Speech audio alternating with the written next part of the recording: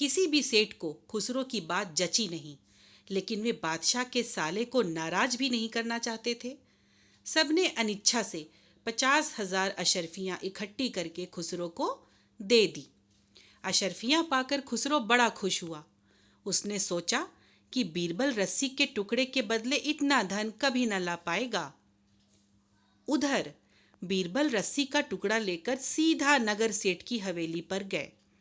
उन्होंने किसी से कुछ कहे बिना हवेली को नापना शुरू कर दिया। नगर सेठ को पता चला तो दौड़ा आया और बीरबल से पूछा, आप हवेली क्यों नाप रहे हैं? क्या बात है? बीरबल ने शांत भाव से उत्तर दिया, कोई खास बात नहीं है।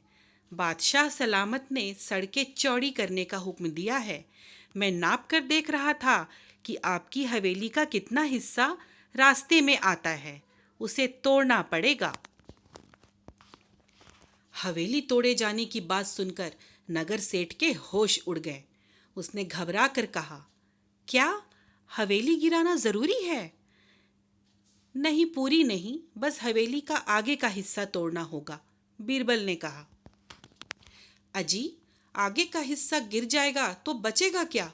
किसी की नाक काट ली जाए तो चेहरा सुंदर रहेगा क्या? नगर सेठ ने कहा।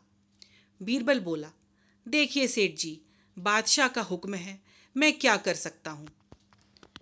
नगर सेठ दुखी होकर कहने लगा, मेरी तो लाखों की हवेली खाक में मिल जाएगी।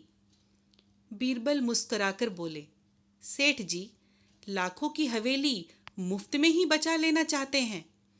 नगर सेठ बीरबल का इशारा समझ गया। वह हवेली के भीतर गया और उसने अशर्फियों से भरी एक थैली लाकर बीरबल को पकड़ा दी। इसी तरह बीरबल ने नगर के कई सेठों की हवेली पर जाकर वही चाल अपनाई और उन्हें मूर्ख बनाकर 5 लाख अशर्फियाँ जमा कर ली।